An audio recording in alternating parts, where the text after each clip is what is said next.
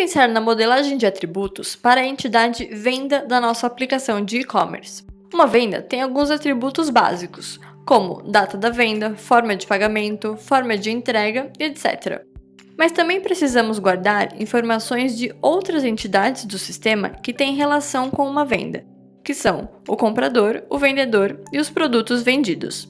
Nós precisamos armazenar de alguma forma quem foi o comprador, quem foi o vendedor e quais foram os produtos vendidos. Mas não queremos duplicar todas as informações dessas entidades na entidade venda. Por exemplo, não queremos armazenar o telefone do usuário, que já fica na entidade usuário, de novo aqui. Idealmente, queremos guardar apenas alguma informação sobre cada uma dessas entidades que nos permitirá encontrá-las depois. Uma primeira ideia seria essa que aparece aqui: guardar o nome do comprador, o nome do vendedor e os títulos dos produtos vendidos. Depois, usando esses dados, poderíamos fazer buscas nas outras entidades para encontrar as instâncias relacionadas. Mas essa solução tem alguns problemas.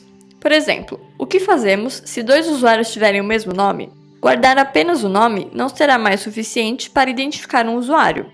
E se um usuário editar o seu cadastro e mudar o seu nome? Precisaríamos mudar o nome antigo para o novo nome em todas as instâncias da entidade venda relacionadas com esse usuário, porque ele pode já ter realizado várias compras ou vendas no sistema. E outra questão ainda é como armazenar os dados quando o atributo se refere a uma lista de instâncias, como é o caso do atributo produtos. Se 3 produtos diferentes foram vendidos no mesmo pedido, precisamos guardar as informações de cada um desses produtos, de maneira mais organizada do que apenas juntar os títulos usando ponto e vírgula. Esses problemas mostram que nós precisamos de uma forma melhor que essa para representar o relacionamento entre entidades. Existem alguns tipos de relacionamento entre entidades. Nós vamos falar sobre os 2 tipos mais comuns. O primeiro tipo é o relacionamento 1 para N, também chamado de 1 para muitos. Nesse tipo, uma instância de uma entidade pode estar relacionada com N, ou seja, 0 ou mais, instâncias de uma outra entidade. O relacionamento entre usuário e venda, por exemplo, é 1 para N. Dado um determinado usuário, ele pode ter realizado 0 ou mais compras no sistema, ou seja, ele pode estar associado a N instâncias da entidade venda. Por outro lado, indo na outra direção, cada venda está relacionada a exatamente um comprador, que é um tipo de usuário. Por isso, representamos esse relacionamento conectando as 2 entidades por uma linha e em cada ponta colocamos a cardinalidade do relacionamento, que é o número de instâncias que são permitidas de cada lado. O asterisco é usado para representar o valor de 0 ou mais. A forma de interpretar esse diagrama é a seguinte: dado um usuário, ele pode ter várias vendas associadas, por isso usamos o asterisco.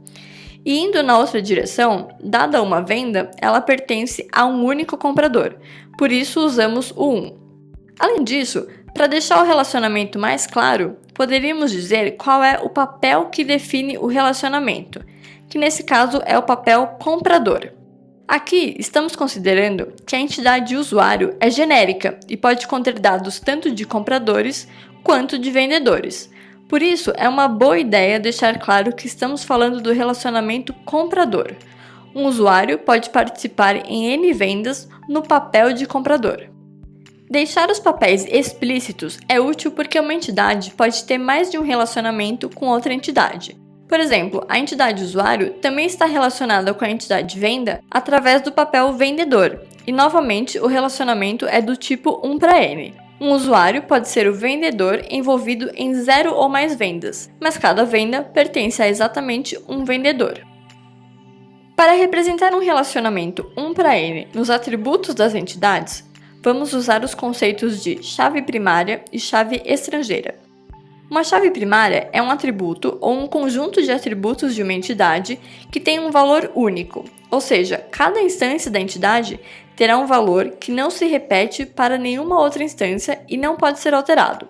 Assim, o atributo que é chave primária é o identificador de uma instância, muitas vezes chamado de ID ou ID em inglês.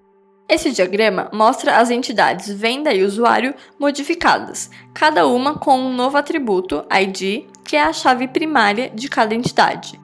É muito comum que esse atributo seja numérico, ou seja, que o ID de cada instância seja um número sequencial começando em 1. Uma chave estrangeira, por outro lado, é um atributo de uma entidade que identifica uma instância de outra entidade, ou seja, o valor de uma chave estrangeira é o valor de uma chave primária de outra entidade. Aqui, nós adicionamos duas chaves estrangeiras na entidade venda.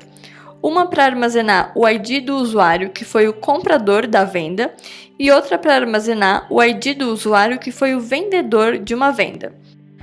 Portanto, usando chaves primárias e chaves estrangeiras, conseguimos representar os relacionamentos 1 para n entre essas duas entidades. Por exemplo, se o usuário José Maria, com ID igual a 3, foi o comprador de uma venda que tem ID igual a 1, podemos colocar no atributo comprador ID dessa venda o valor 3, para identificar esse usuário. Da mesma forma, colocamos o valor 4 no atributo vendedor ID, porque esse é o ID do usuário que foi o vendedor. Com isso, conseguimos representar o nosso relacionamento 1 para n. Toda venda terá exatamente um comprador, identificado pelo atributo comprador ID. Por outro lado, um mesmo comprador poderá ter 0 ou mais vendas relacionadas com ele, que serão todas as vendas em que o seu ID aparecer no campo comprador ID. A entidade venda ficou, no final, com a sua chave primária e com duas chaves estrangeiras. E na entidade usuário não foi necessário adicionar nenhuma chave estrangeira, apenas a chave primária. O segundo tipo de relacionamento entre entidades é o relacionamento N para N, também chamado de muitos para muitos. O relacionamento entre a entidade venda e a entidade produto, no nosso modelo, é um relacionamento N para N. E para entender por quê, precisamos ler esse relacionamento nas duas direções. De um lado, dada uma venda, ela pode estar associada a um ou mais produtos, que são os produtos que foram vendidos naquela venda. Por outro lado, dado um único produto, ele pode estar associado a 0 ou mais vendas, ou seja, ele pode nunca ter sido vendido e ter 0 vendas associadas, ou ele pode ter sido vendido algum número qualquer de vezes. Note que isso é porque cada instância da entidade produto, nesse modelo de dados, não representa uma unidade física, mas sim um conjunto de unidades. Se nós tivermos uma instância com o título camiseta amarela e com valor de estoque igual a 10, então significa que existem 10 unidades físicas ou 10 camisetas amarelas, e se o estoque nunca for reposto, então essa única instância poderia estar relacionada com até 10 vendas, isso é, 10 instâncias da entidade venda. No relacionamento 1 para n entre venda e usuário, nós adicionamos a chave estrangeira, comprador ID, na entidade venda, que é a entidade que tem a cardinalidade n do relacionamento. No caso de um relacionamento n para n, as duas entidades têm cardinalidade n. Então, nesse caso, o que fazemos é criar uma nova entidade para representar o relacionamento. Essa entidade terá a chave estrangeira para a entidade do lado esquerdo e também a chave estrangeira para a entidade do lado direito. Quando incluímos essa nova entidade, quebramos o relacionamento n para n original em dois relacionamentos 1 para n. E aí caímos no primeiro caso de relacionamento, em que a chave estrangeira fica do lado n. Um aspecto interessante de criar uma entidade só para representar um relacionamento é que, além das chaves estrangeiras das entidades relacionadas, nós podemos incluir outros atributos desse relacionamento. Por exemplo, aqui nós adicionamos o atributo quantidade, para armazenar a informação sobre quantas unidades de um único produto foram vendidas em uma determinada venda.